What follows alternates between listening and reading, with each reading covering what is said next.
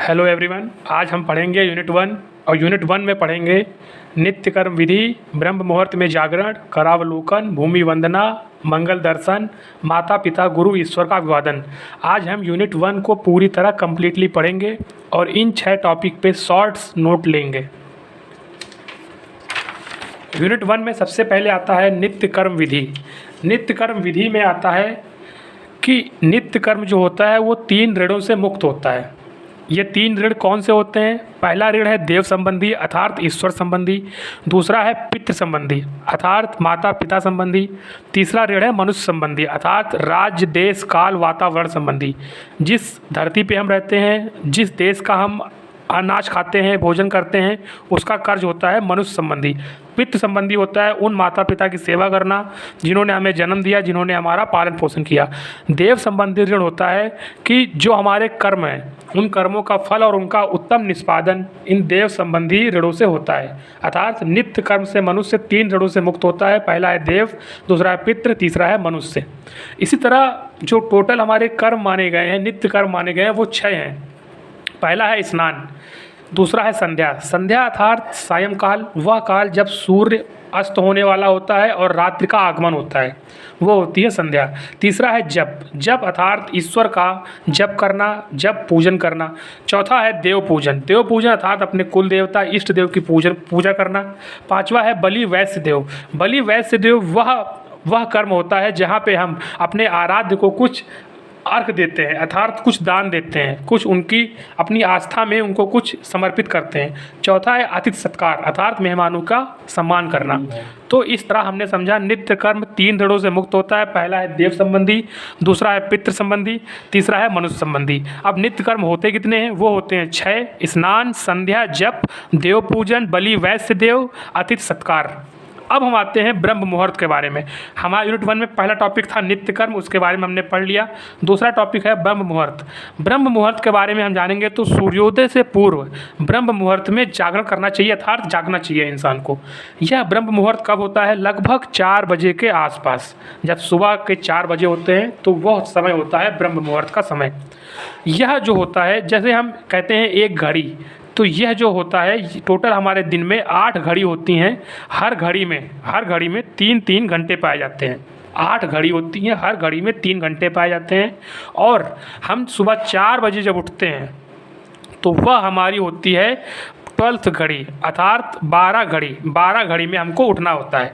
अब कहा यह जाता है, शास्त्रों में ये लिखा हुआ है कि ब्रह्म मुहूर्त अर्थात वह समय जब हमें उठना चाहिए, जागना चाहिए, उस समय सोना निषेध माना गया है।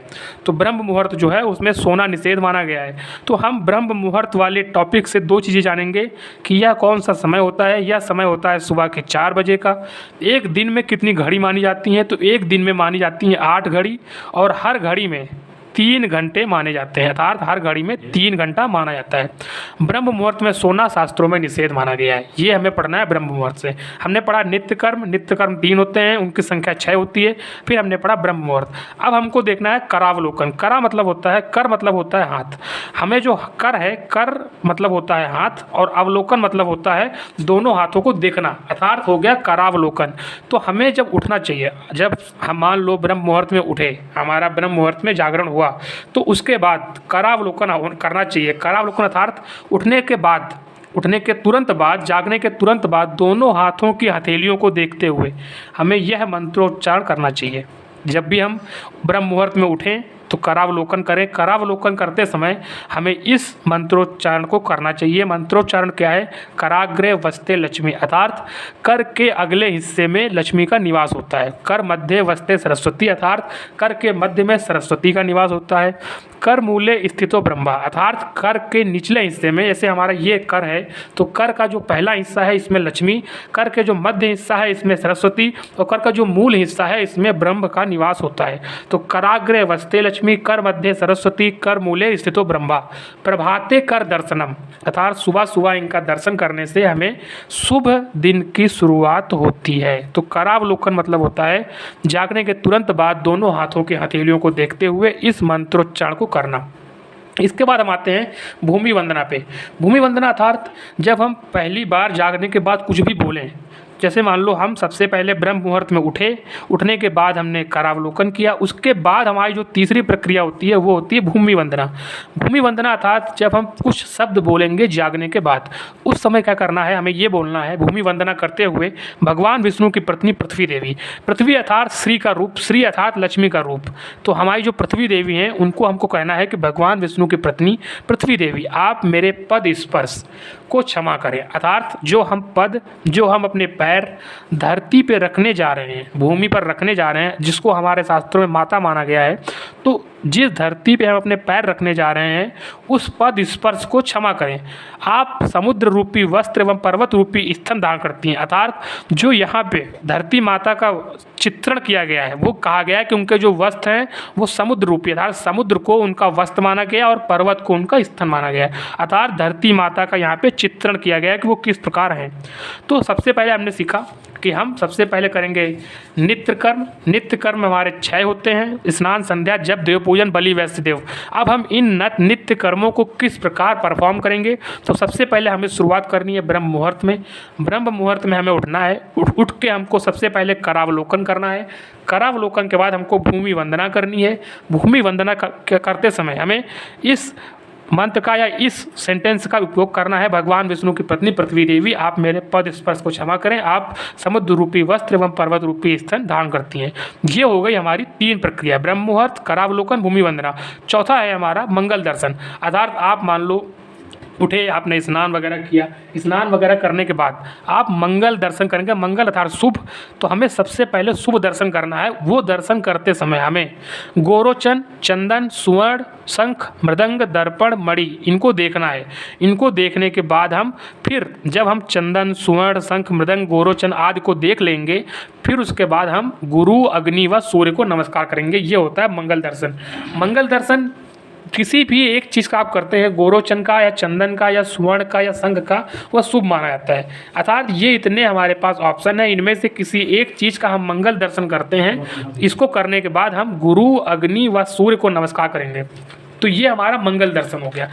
चौथा हम आएगा जब हम अपने गुरु को अभिवादन कर चुके होंगे, उसके बाद हमें चलना है माता पिता की ओर, क्योंकि हमारे शास्त्रों में, हमारे वेदों में और हमारे विभिन्न धार्मिक ग्रंथों में कहा गया है गुरु ही ब्रह्मा, गुरु ही विष्णु, गुरुदेवो महेश्वर। अर्थात गुरु का स्थान सबसे ऊपर माना गया है। तो इसीलिए जब हम गुरु का अभिवादन कर चुके होंगे तो हम माता पिता का अभिवादन करेंगे। और ये हम कब कर रहे हैं कि हमें याद होगा, सबसे पहले हम ब्रह्म मुहूर्त में उठे। ब्रह्म मुहूर्त में उठने के बाद फिर हमने करावलोकन किया। करावलोकन करने के बाद फिर हमने भूमि वंदना की। भूमि वंदना करने के बाद हमने चंदन, शंख या किसी भी एक चीज़ का मंगल दर्शन किया। अभी हम बिस्तर से उठ के धरती माता पे आ चुके हैं और हम मंगल दर्शन कर रहे हैं। मंगल दर्शन करने के बाद हमें सर्वप्रथम गुरु को नमन करना है। गुरु को नमन करने के बाद हमें माता पिता को नमन करना है। तो हम अब चलेंगे माता पिता एवं ईश्वर का अभिवादन करने की ओर। तो माता पिता एवं ईश्वर का अभिवादन, तो सबसे पहले हमें पैर, हाथ, मुंह धोकर कुल्ला करना है।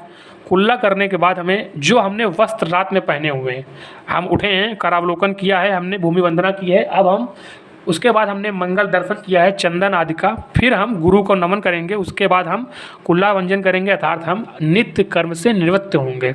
जो हमारे नित्य कर्म होते हैं कुल्ला मंजन, उनसे निवृत्त होंगे। पहला हमारा नित्य कर्म यही था। और उसके बाद हम जो रात में वस्त्र पहने हुए हैं उनको बदलेंगे और आचमन करेंगे। फिर हम स्नान आदि करके माता पिता एवं गुरु का अभिवादन करेंगे।